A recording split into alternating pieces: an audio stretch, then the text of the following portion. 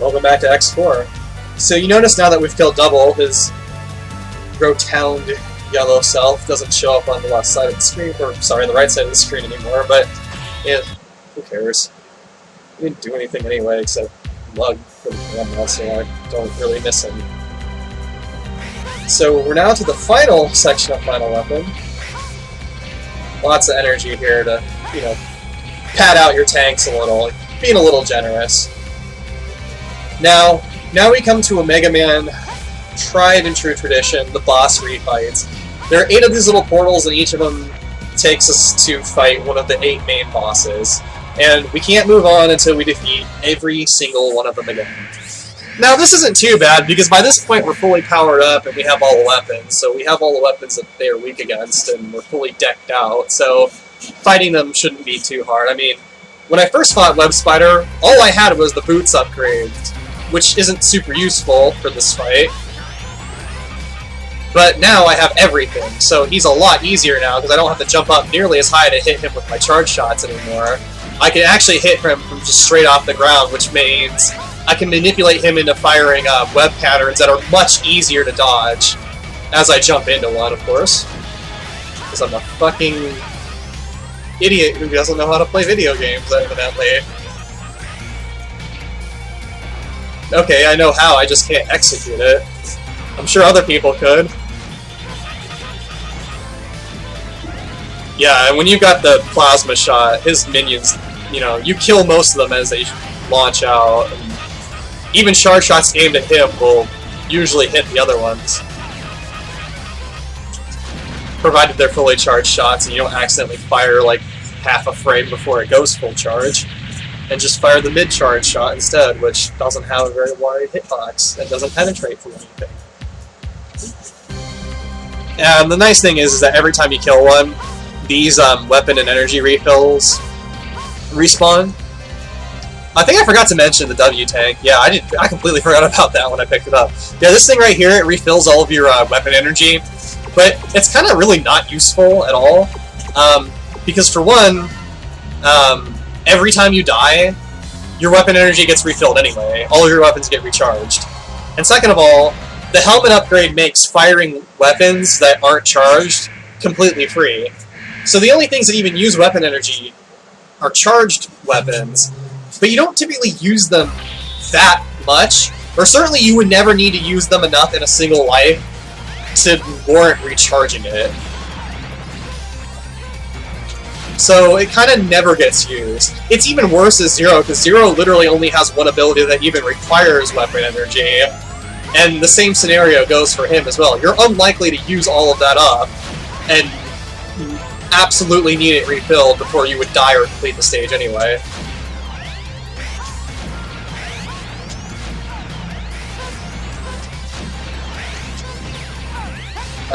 My dash had gone off there, I would have been able to actually sneak that hit in.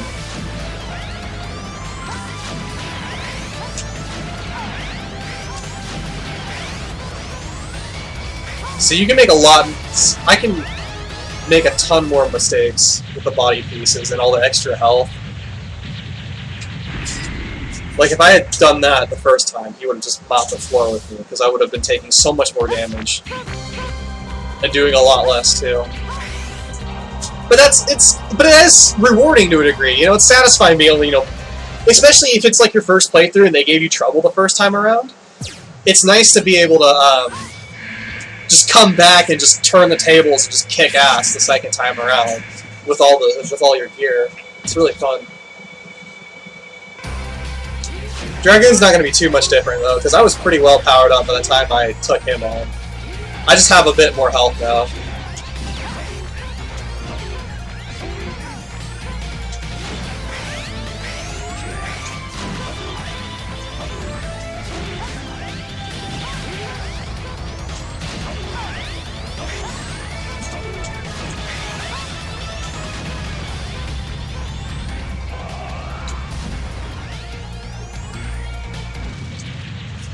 You know what's funny is I believe that lava is insta-kill too. So if I had touched that normally, I'd be dead. But it's okay because the boss is dead.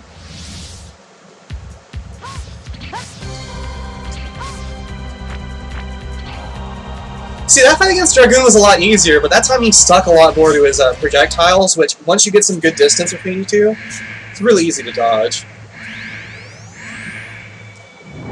Oh boy, we gotta fight Al again.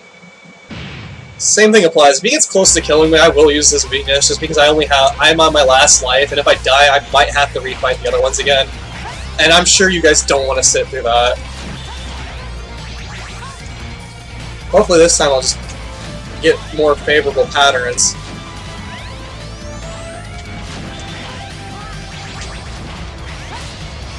Okay, I'm leading him on health, so that's good. I have no idea how that didn't hit me.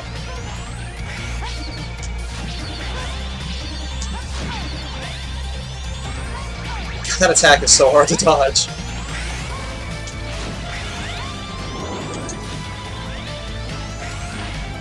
Okay, I got this. One more hit will do it. Okay. That wasn't too bad. Okay. Maybe I'm just finally getting better at doing him with the Buster. I usually just, like I said, I usually speedrun this, and he's just so much faster to do with the aiming laser. All the other bosses is about comparable with their weakness, but because he's so difficult to hit sometimes, it's just a lot faster. So I usually don't Buster him, so my skill with him is pretty rusty.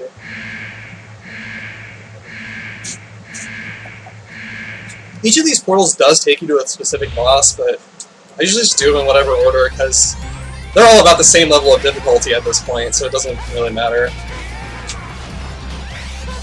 I mean, since you have to do all 8 of them anyway, there's not like there's any real optimal or fast way to do it. Unless you were doing something like a no-damage run, then you'd want to get the most annoying ones out of the way first, I suppose, but that would be it. And I'm definitely not about to do anything like that. I mean, I think I'm decent at video games, but god, I don't think I'm that good.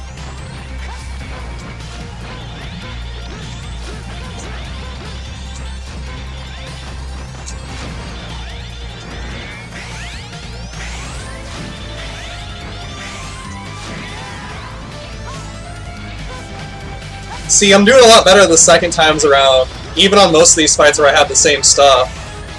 Just simply because I didn't practice this beforehand.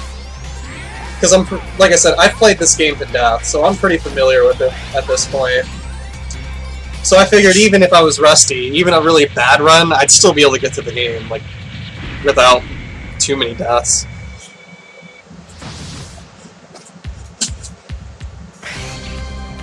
Oh, yeah, I want to pick up that health, though.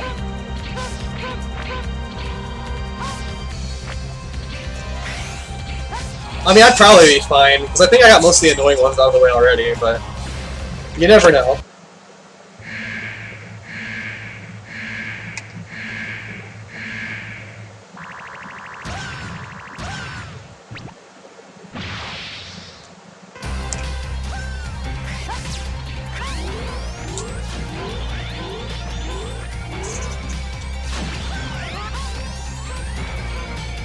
Well, I'm sorry, I'm not paying attention. I just, like, got an email on my computer. I'm, like, half reading it. I've reached that point with this game where it's, like, I'm comfortable, like, reading stuff in the background while I'm playing it. I'll fully admit I was not looking at the screen for, like, the first 10 seconds of that fight outside of my periphery. And I'd have to say I did pretty decent.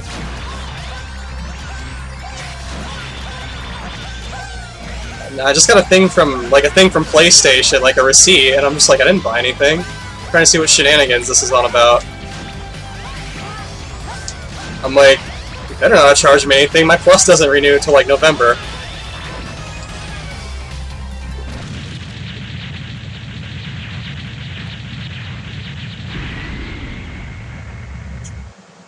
Oh, okay, I got it.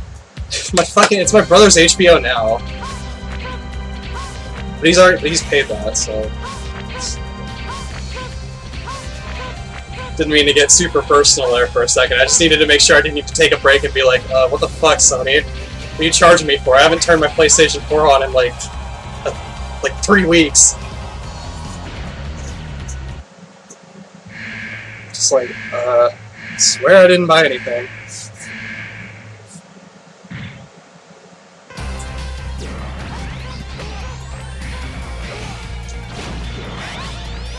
I mean, why would that come out of my PlayStation account anyway? That doesn't make any sense. Can that be handled through HBO?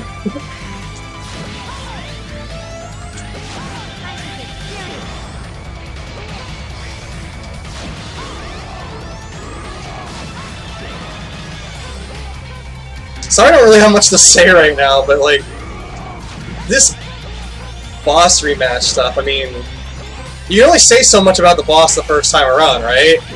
I mean, it's not like they're any different. They're the exact same, so I mean, same strategies apply.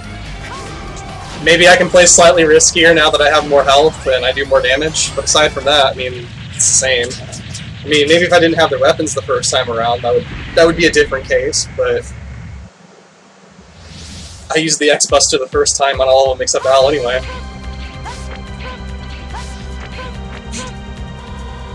Okay. Just drop down. Okay, I think this is the last one. Yep. Only one more to go.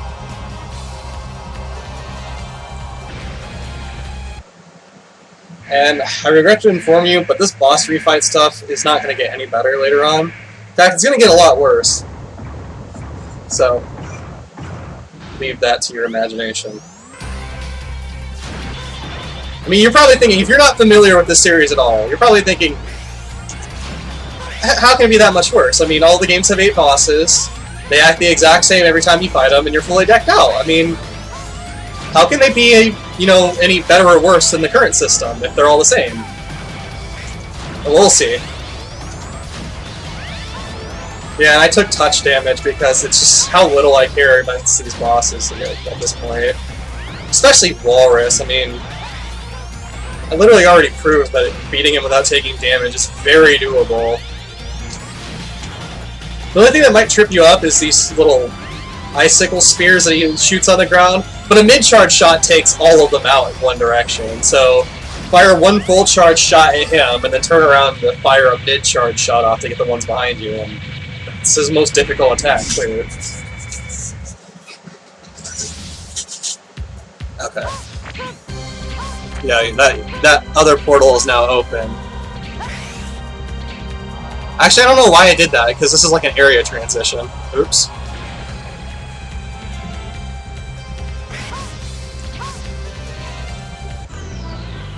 So we are at the final boss, Sigma.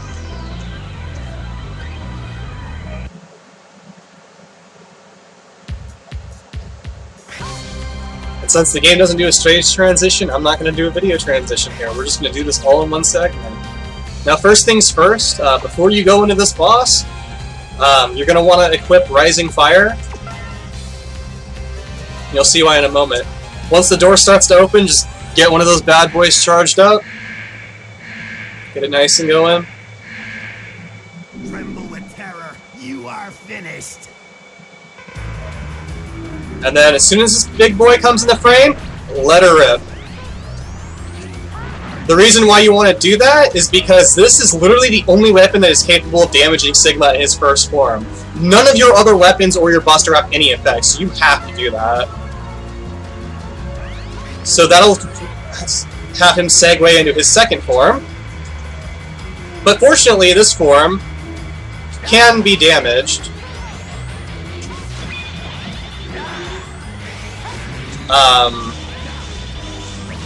With the regular buster. Now his pattern is on the first thing he does is he throws his baton around, his scythe, and then the second time he throws it, it embeds itself either into the wall or the floor and then emits those sparks. What you want to do is you want him to make sure it hits the ground, because dodging them on the ground is much easier than dodging them on the walls.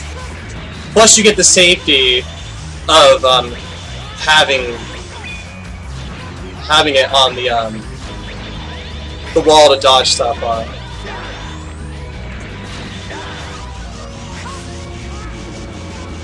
But if it gets on the wall, you dash to the other side, he does that laser attack. And the hit detection there is kind of screwy. So what you can do is, if you're just slightly behind Sigma's head, he doesn't deal contact damage, but you can shoot him. So if it does go on the other side of the wall, you can get out of it that way too. Just don't stick to whatever surface he tosses it on, because you're not dodging that stuff. Are you ready for your final journey? So now we're on to the final phase. Well, I guess final phase is, as we'll see. Now the thing about this boss is he actually has 2 different life bars, because he's got 2 different forms. This ground form here, you want to use Ground Hunter on. It's the weapon that will consistently damage him the most often, because his hitbox is kind of weird. But for the other form, you just want to use the X-Buster. So I am going to go into the menu a bit on this fight, just because switching weapons in real time can be kind of tricky when you don't have a lot of time. Yeah, in order to dodge the attack, you want to climb as high as you can. It's been a while since I fought this guy, so I'm rusty as all hell. I probably will use sub-tanks. I have done this fight without sub-tanks before. Yeah, this attack right here, you need to keep dashing forwards because he's attempting to blow you to the other side of the wall where there's spikes, and that will kill you.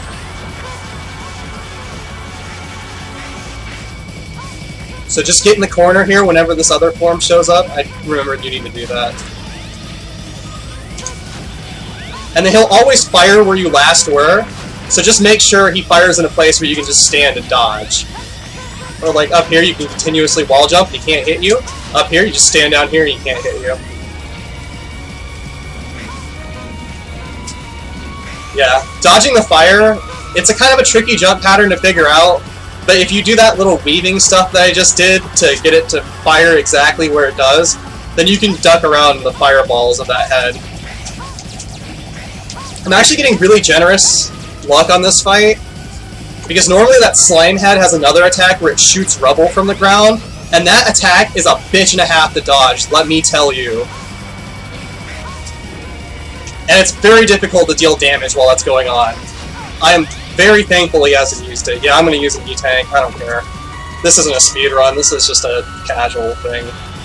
So yeah, as you can see there, the E-Tank fully healed me, back to full health, so I can make quite a few mistakes again.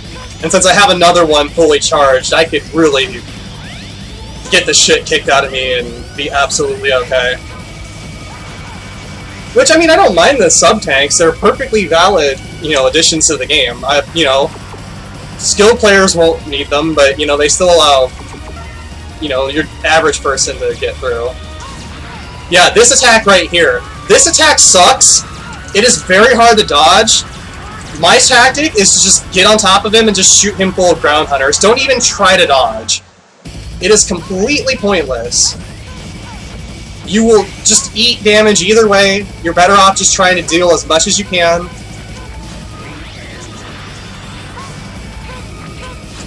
Don't even try to do anything else. The Blue Sigma head's not hard. That Blizzard attack, all you have to do is jump on top of its head, and then you dodge it. And he always alternates between the ground head and the gun head. Yeah, ideally he does this attack, because it's really easy to hit him, and you don't take damage. So once one head's been defeated, he can only switch to the other one, which does simplify his pattern.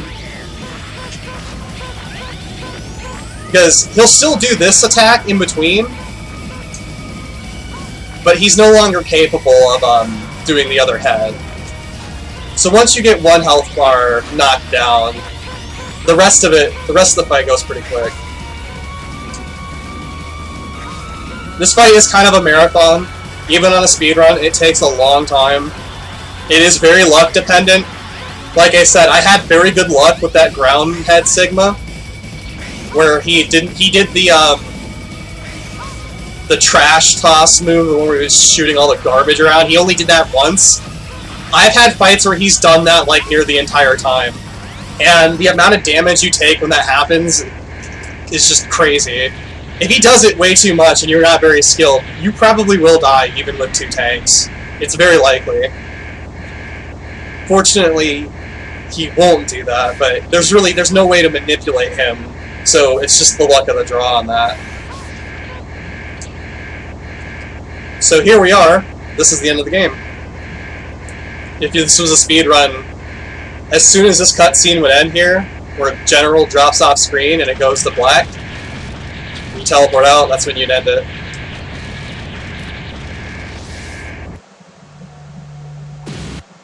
So yeah, that was Megaman X4. That was 100% completion. Every item, every secret. X4, in my opinion, it's one of my... It's probably... I'm not sure what my favorite X game is. I'm not sure. It might be X4. It's up there. I just feel... A lot of people criticize it because it doesn't really do a whole lot different. You know, compared to, like, X2 or X3. Like, actually, compared to X3, this is actually... has less stuff to collect in it, believe it or not. X3 had a ton of shit, but in X3, a lot of that stuff was kind of, like, superfluous. Like, it was just item collecting for the sake of item collecting. Like, half the stuff you found either wasn't really useful or, at worst, not useful at all. Whereas X4 has less stuff to collect, but pretty much everything you find has some kind of use. Even, you know, the most useless stuff still, like, if you're not that good at the game, could turn the tide, maybe. But and X5 and X6 definitely ratcheted up the collectibles back to X3 level, which isn't necessarily a good thing because they didn't quite figure it out. I think they really just kind of tried it again and they just sort of stuck with it. X4 is very streamlined. Like you saw in the playthrough, you can run through the game and you only have to replay one stage for one item. X5 and X6 take that concept and just beat it over the head with a bat. You are constantly going back into stages. I mean, hell, X2 alone requires the bare minimum of every stage to be visited at least twice, as a minimum. And other stages, depending on luck factors, you may need to visit even more, which is nauseating to think about. But I'll get to show you all those little horrors for when we get to X5 and X6, which I'll be doing very shortly after this. So I'll catch you guys at the beginning of X5. Hope you guys enjoyed this, and I'll see you then.